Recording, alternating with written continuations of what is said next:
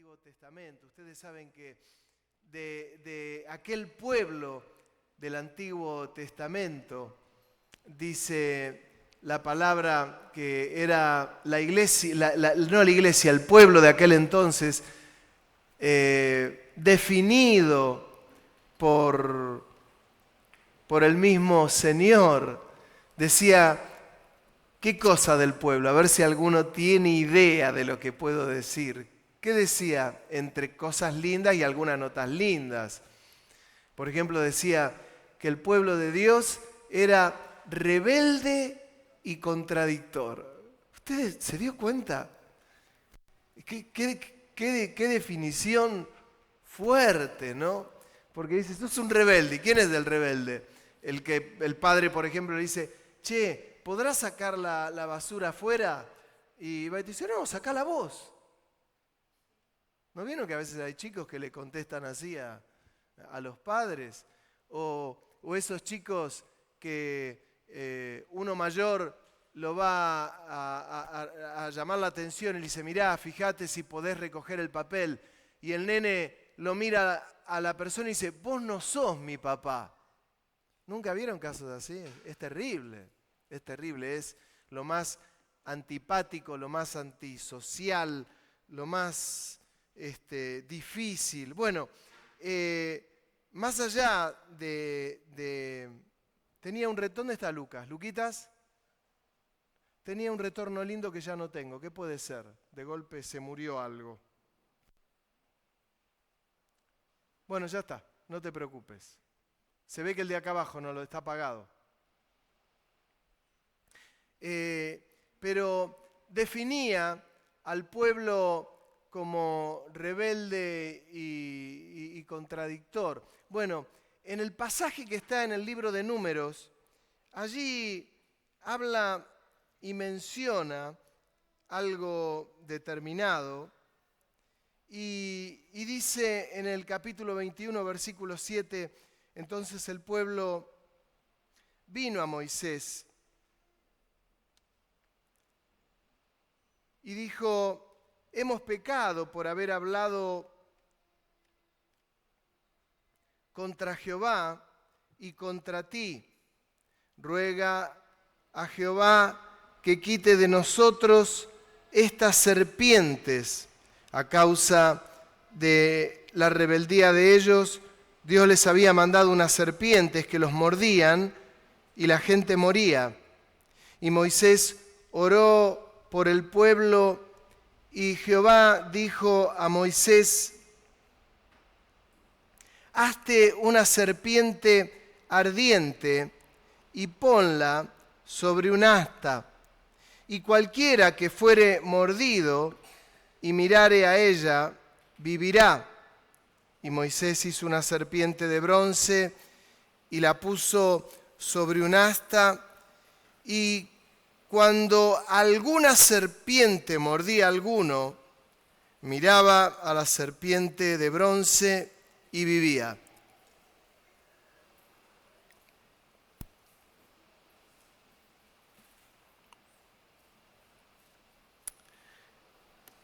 Ante la mordida de la serpiente, la gente moría, el pueblo reconoce su rebeldía y Moisés recibe la orden de Dios de hacer una serpiente de bronce, la eleva, la gente era mordida, miraban a la serpiente y eran sanados. Milagro. Milagro son esas cosas frescas que Dios hacía y le da la orden, la hace, eran mordidos, miraban a la serpiente y recibían sanidad. Alguien me dice, es tremendo, bárbaro, genial, fue un tiempo especial de Dios. Las serpientes se fueron, ya no tuvieron más necesidad de mirar la serpiente de bronce. Hasta acá estamos bien, estamos bárbaros. Toman la serpiente de bronce, la conservan como uno de esos tantos milagros de Dios y la guardaban y la tenían y la conservaban, y a medida que iban pasando los tiempos fueron pasando muchas cosas en el pueblo de Dios, la serpiente era llevada, era guardada, era un recuerdo. Es como cuando ustedes o cualquiera de nosotros nos mudamos y empezamos en la mudanza y decimos, ¿qué hacemos con esto? ¿Y para qué lo teníamos? No lo usamos para nada. No sirve, pum, a la basura. Y esto no, esto es un recuerdo. Es la serpiente de bronce y la llevaban. Y los pueblos iban llevando esa serpiente de bronce y la conservaban. Iba habiendo reyes luego, miren cuántos años pasaron. Y un día esa serpiente de bronce fue puesta en lugar alto, en lugares donde había adoración a imágenes de acera, cosa que Dios había dejado orden, que no había que adorar imágenes, e iban siendo trasladadas y ya se adoraba lo que Dios había hecho de manera magnífica, milagrosa, ya fue trasladada y convertida en un elemento de adoración. Hago un paréntesis, la sanidad, si uno ve aún la sanidad de este punto de vista, la misma obra de sanación uno la puede transformar en una cuestión de adoración. Miren el peligro y el riesgo y los cuidados que tenemos que tener. Ya sabemos que la serpiente de bronce fue trasladada aún por los reyes y fue puesta en lugar alto. Dice en Segunda de Reyes, capítulo 18, versículo 4, habla de un rey que fue muy buen rey y que fue el rey Ezequiel. Y dice en el capítulo 18, versículo 4, dice, él, habla de Ezequiel, quitó los lugares altos y quebró las imágenes y cortó los símbolos de acera e hizo pedazos la serpiente de bronce que había hecho Moisés, porque hasta entonces le quemaban incienso los hijos de Israel y la llamó Neustán. Miren qué locura, algo tan lindo como la serpiente de bronce que fue hecha para recibir el milagro por la mordida de una serpiente, ahora recibía adoración. Era grave el tema, pero fue algo hecho por Dios.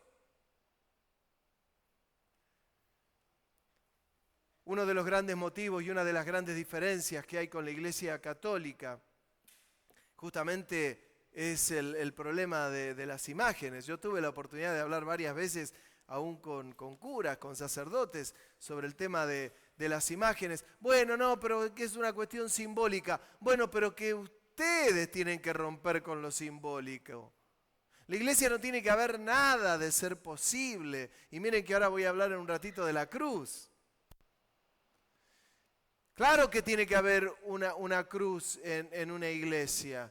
Simboliza espiritualmente, no lo simboliza, es un acto que demuestra quiénes somos. ¿Qué somos? Una iglesia cristiana. Tenemos una cruz. En la antigüedad, en la época del Señor, los discípulos, los cristianos de aquel entonces se simbolizaban con el pescadito. Para saber si alguien era seguidor de Jesús, tenía un pescado y era la forma de decir, tenemos una misma línea, sabemos dónde estamos orientados. Ahora miren lo que hizo Ezequiel. El rey se da cuenta de la idolatría, pero él conocía la historia de Moisés, conocía la historia del pueblo. Era la serpiente de bronce que había hecho el gran rescatador del pueblo de Dios, de la tierra de los egipcios. Era Moisés y se la había dado Dios. Él no dijo, bueno, acá tengo un gran recuerdo. Tomó un palo grande como él mismo y comenzó a hacer pedazos la serpiente de bronce. Y se debería acordar de lo que había hecho Moisés cuando Aarón permitió que hicieran aquel becerro de oro cuando descendía del monte. Y dice que cuando Moisés desciende del monte y ve el becerro, que no era orden de Dios, tomó un palo y lo deshizo a palazos. Bueno, ahora Ezequiel, con temor de Dios, porque la serpiente le había mandado a hacer el Señor, la muele a palos y la deshace. Comienza a quitar los lugares altos. Ahora, fíjense que hay cosas, lo del Antiguo Testamento no es una cuestión que uno dice, bueno, no, pasó en aquel entonces, no. Hay muchas cuestiones del Antiguo Testamento que se ponen en práctica en el Nuevo Testamento y por eso predicamos del Antiguo Testamento, porque tiene relación el Antiguo Testamento con el Nuevo Testamento. Por ejemplo, algo que no tiene relación es cuando dice el séptimo día, el sábado lo guardarás, no trabajarás. La Iglesia Adventista cuida el día sábado. ¿Por qué nosotros no entendemos que no guardamos solo el día sábado? Porque tenemos que guardar todos los días. Porque todos los días es el día para acercarnos al Señor, no el día sábado. ¿Por qué el día domingo y no el sábado? Por una cuestión de calendario, por lo laboral. El día que la gente no trabaja habitualmente es el día domingo, pues el día domingo tenemos el domingo, el culto donde todos nos juntamos, pero permítame que le diga, el día lunes si tuviésemos culto tendría que ser tan fuerte como el día domingo. Ya no guardamos el día sábado para el Señor. Yo tengo que tener una relación linda con el Señor el lunes, el martes, el miércoles, el jueves, el viernes, el sábado y el domingo. Y no quita que estoy enclaustrado en un lugar, quita que tengo una linda y hermosa relación con el Señor y que le puedo exaltar y honrar como Él merece. Es más, mientras estábamos en el culto y veíamos cuántos somos, tengo que hablar, ya tengo una predicación mientras estábamos en el culto que la voy a tener que hacer con un maniquí. La voy a hacer con un maniquí, yo les voy a decir qué concepto tengo de culto y cómo debería ser el culto al Señor. Cuando nosotros nos encontramos como iglesia con el Señor, mi querido hermano, tiene que ser algo tremendo. Es como la relación entre el hombre y la mujer. Es lo mismo. Ya me voy a explayar otro día para no algo que tengo entre bambalinas, pero ya voy a hablar. Voy a traer un maniquí acá y les voy a decir para mí cómo tendría que ser un culto con el Señor. Pero vamos a seguir adelante. Sigue hablando sobre la serpiente de bronce. En el Nuevo Testamento habla sobre la serpiente de bronce. Y dice en el Evangelio según San Juan, en el capítulo 3, versículo 14.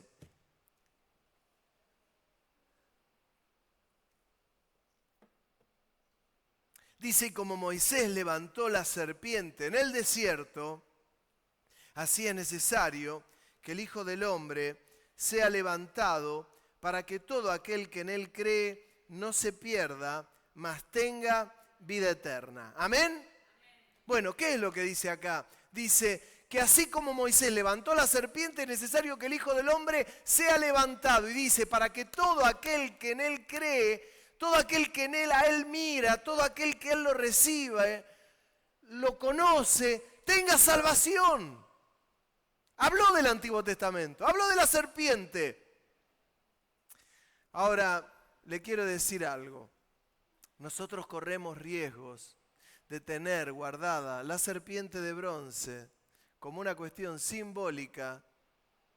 Y si la tenemos como una cuestión simbólica, un día no va a venir ni un pastor, ni un apóstol, ni un rey. Va a venir el Señor y va a agarrar la cruz y la va a agarrar a palos. Porque va a decir, no es una cuestión simbólica la cruz. La cruz es una cuestión bien espiritual y todos nosotros, todas las congregaciones, claro que tenemos que tener una cruz. No falta una afuera. Tenemos que tenerla. Créanme que la quiero hacer, la tenemos que hacer, pero la gente sabe que es una iglesia cristiana evangélica, pero no es una cruz una cuestión simbólica, es bien espiritual. Es bien espiritual. Decía el Señor que así como la serpiente fue levantada en el desierto y la gente era mordida por las serpientes y la miraban y vivía, así es necesario que el Hijo del Hombre sea levantado para que todo aquel que en él crea no se pierda y se salve. La serpiente es reemplazada y la cruz es puesta muy en alto. Por eso la cruz no es una cuestión de llevarla colgada. Yo siempre cuento la historia que de chiquito se ve que todos usaban algo colgado y yo tenía una cruz de madera grande, marrón, y la puse en un cordón de zapato y yo andaba orgulloso con ello, pero yo la llevaba como un adorno y como, yo no sé quién me habré creído que era, el cura Brochero. Pero una cruz de madera y yo dije, y la usé por tiempo con un cordón de zapato. Mire lo que es la sencillez de un chico, yo tendría 8 años, 9 años. Pero la cruz no es una cuestión simbólica, es algo bien espiritual. Fíjense ustedes que cuando nosotros hablamos de la cruz, en la cruz moría aquel que era humillado, no había peor muerte que la muerte de cruz. No había peor muerte. Por eso cuando habla del Señor Jesús y dice en Efesios que descendió a las partes más profundas de la tierra, se me eriza la piel cuando hay un sector de la cristiandad que dice las partes más profundas de la tierra e entienden que descendió al infierno, es decir, que fue abajo de donde estamos nosotros y descendió, dice, al infierno. Y ahora yo digo, ¿ustedes creen que el infierno está en el medio de la tierra? Craso error, hermanos. El infierno no está en el medio de la tierra.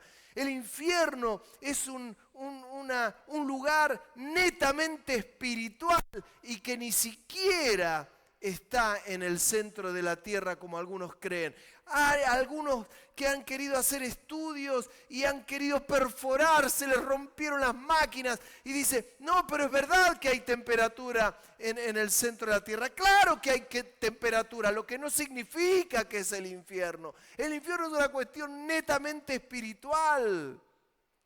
Cuando Satanás es echado de la presencia de Dios, es arrojado en la tierra, no porque tiene su reino, es arrojado ahí, quédate ahí. Cuando Dios forma al hombre, lo forma en la tierra, lo tiene en el Edén, el hombre es echado fuera del Edén, lo saca con la mujer, mata a un animal, es el primer sacrificio allí.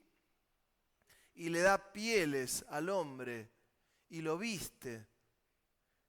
Por su pecado es vestido con pieles, lo pone afuera. Y claro que empezó su peripecia con el diablo que estaba rodeando la tierra, y claro, pero de ninguna manera tiene su centro en el medio de la tierra. Ustedes saben lo que eso significaría. Es un estado espiritual hecho por Dios, absolutamente. Pero la cruz, que es lo que a nosotros nos interesa, es el lugar donde el Señor fue humillado y murió en la cruz, donde morían ¿quiénes? Los delincuentes, los ladrones, los que eran juzgados de esa manera y eran crucificados. No había peor muerte que esa. Ahora fíjense que con la peor muerte que había, la gente era exaltada porque recibía salvación. Es decir, Él se humilló y cuando se humilló fue exaltado. Estaba en pleno culto y me acordaba de aquel texto cuando dice, si el grano de trigo no cae en tierra y muere, queda solo, pero si muere, lleva mucho fruto. Lo que el Señor estaba diciendo, es necesario que muera y voy a morir para comprar a la humanidad. Nos compró. Cuando usted vaya hoy, compre pastas, vaya y dígale a la mujer del negocio, quiero comer sorrentinos. ¿Cuánto quiere? Regáleme 2 kilos. Y no te lo va a regalar, salvo que tenga un acto de misericordia, pero si va uno, otro y dice, regálamelo, va a llegar un momento que la mujer dice, no, tengo que vivir, tengo que comer. Bueno, Nadie te va a regalar nada. El Señor nos compró y se humilló en algo que no es simbólico. Ni es para que tengamos una cruz como la que yo tenía con un cordón de zapatos. Es para vivirlo y para darme cuenta que cuando yo miro la cruz de Cristo, así como miraba la serpiente, ya hijo de Dios, y me aferro a la cruz de Cristo, esa salvación no me la quita nadie más. Nadie más en la vida me quita esa salvación. Y mientras camino en la tierra, hermano, cada vez que me equivoco y me acerco humillado a la cruz de Cristo, tengo el perdón del Señor. Le guste a quien le guste, y si no le gusta a alguien, pues están complicados. Mis queridos hermanos, en la cruz yo encuentro restauración, en la cruz encontramos bendición, en la cruz encontramos salvación, en la cruz encontramos sanidad. Cada vez que el Señor se humilló, Él fue exaltado. Eso puesto en términos terrenales para nosotros, cada vez que nosotros nos humillamos, somos exaltados. Que es todo lo distinto de lo que el mundo va propiciando por así, justicia por mano propia, todavía sigue en pie el ojo por ojo, el diente por diente para muchos, pero nosotros los cristianos, cada vez que nos humillamos, somos exaltados. Cada vez que nosotros nos humillamos, el Señor nos bendice. Yo he contado una experiencia, para el que nunca la escuchó, por aquellos años que tendría unos 24 años y estaba trabajando en una obra nuevita con otro hermano en el que estábamos teniendo nuestras primeras armas. Y me acuerdo, entre nosotros teníamos a veces algún problema, alguna diferencia. Y un día le digo, vos sabés que tengo que hablar con vos. Y él me dijo, yo también tengo que hablar con vos. Y yo cometí el error que nos juntamos a hablar y le dije, bueno, decime vos lo que me tenés que decir. Y él me dijo lo que yo tenía ganas de decirle a él. Me miró y me dijo, quiero decirte que yo siento que vos sos mi cruz. Ay, Dios. Era lo mismo que yo le quería decir a él. Pero me ganó de mano. El que golpea primero golpea 2 veces. Entonces no tuve el coraje, pues ya no tenía sentido de decirle a mí me pasa lo mismo. Solo lo abracé, le dije, mirá, perdoname. Pero me ganó de mano. De ahí en más no dejo que alguien hable primero. Dejo que hablen primero, no hay problema. Pero, ¿saben? La cruz, cuando nosotros nos humillamos, nos exalta. Por eso a veces hay hermanos que no alcanzan a comprender, o no hermanos, no hablo hablo de hermanos en general, no estoy hablando de, por favor, a veces cuando a uno le cuesta tanto decir, sí, mirá, me equivoqué, perdóname.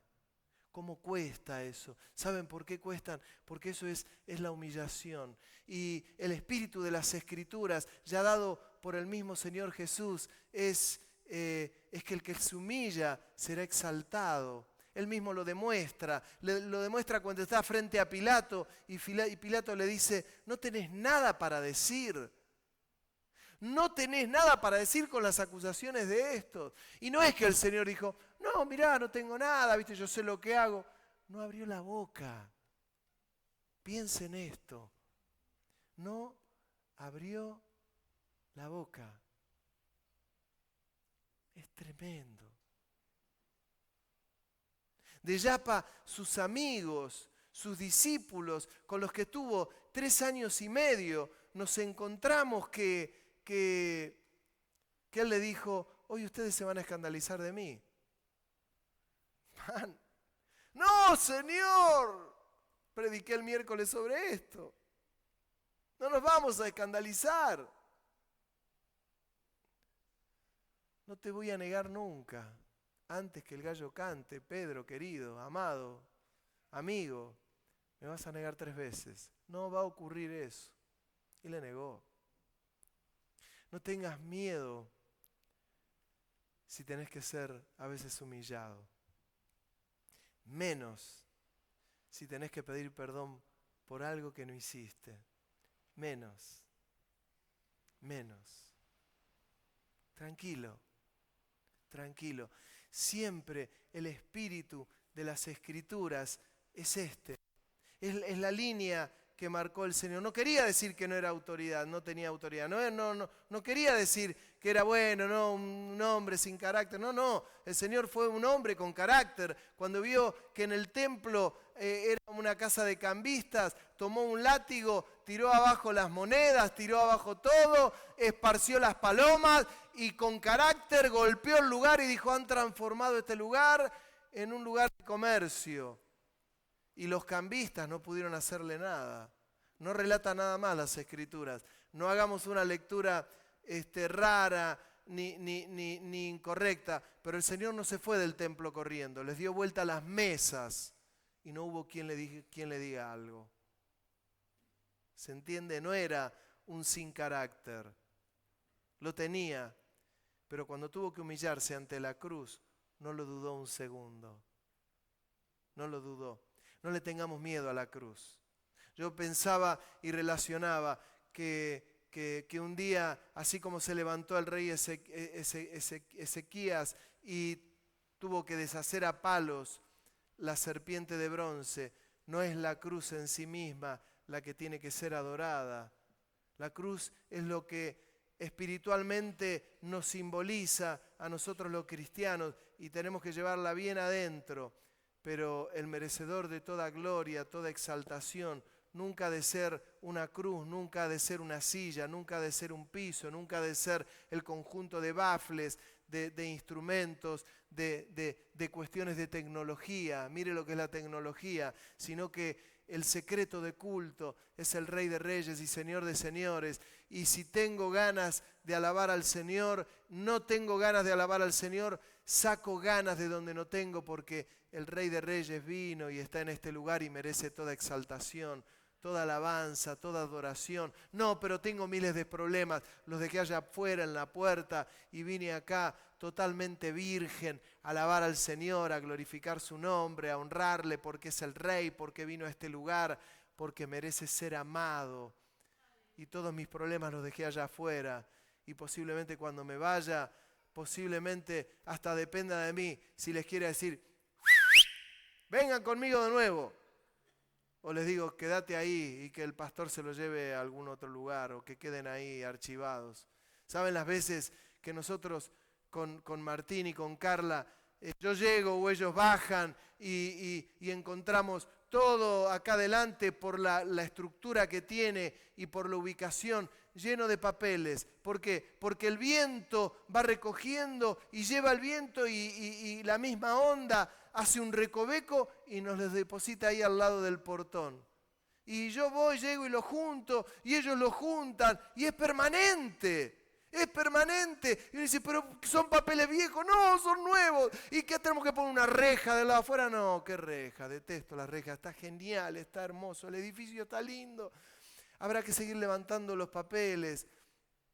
Las cosas que el viento va llevando. Bueno, con nuestra vida espiritual que pase lo mismo, que siempre queden en la puerta. ¿Por qué? Porque estamos entrando, los dejamos acá, porque el Rey es merecedor de toda gloria. Y Él es tan bueno que por ahí entro con esa cosa pesada acá adentro y el Señor viene despacito y estamos todos pachuchos así, todos más, y no nos damos cuenta y el Señor nos arca esa carga, va y la deja allá afuera y te dice: ya estás libre.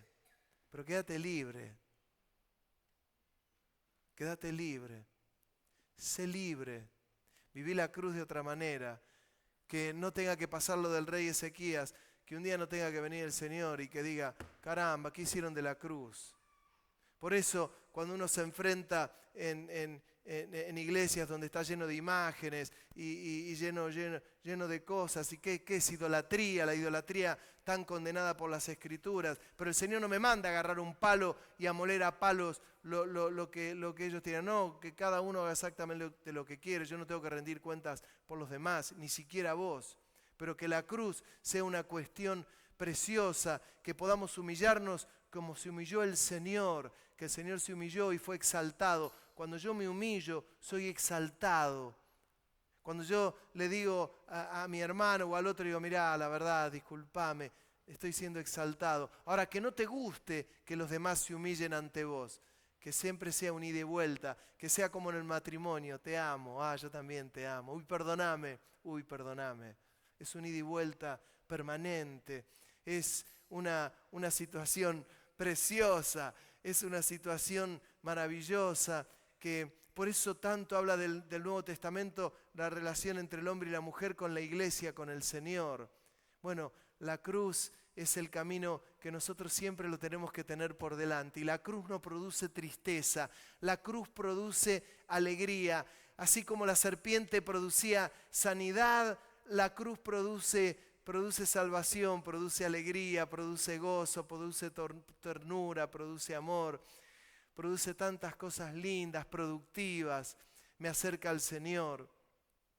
La cruz no como algo simbólico, sino como algo muy, pero muy espiritual. En Colosenses, en el capítulo 2, versículo 15, dice, hablando de la cruz y del triunfo del Señor, dice, y despojó con la cruz, dice, a los principados y a las potestades, los exhibió públicamente, triunfando sobre ellos en la cruz. Mis queridos hermanos, Dios venció a Satanás y a los demonios en la cruz para siempre.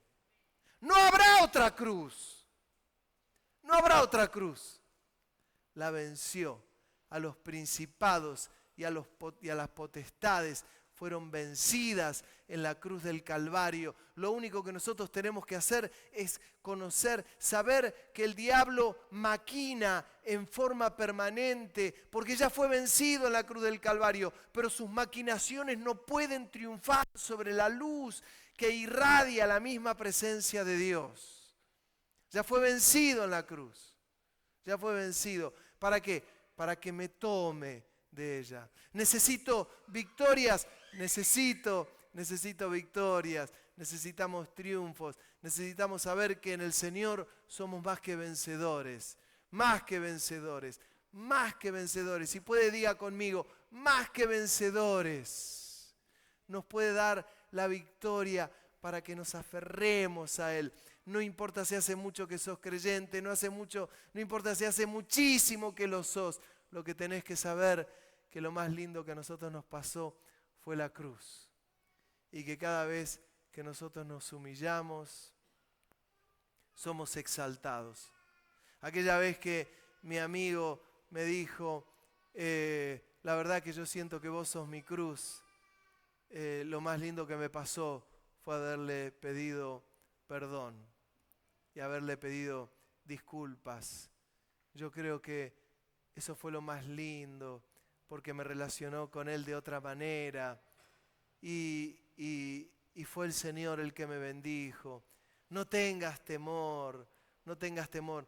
Termino contándoles aquella historia tan bíblica, tan preciosa, cuando el Señor tomó el lebrillo, tomó la palangana, tomó la toalla y comenzó a lavar los pies de los discípulos. Y llegó a Pedro y le dijo, no me vas a lavar los pies jamás.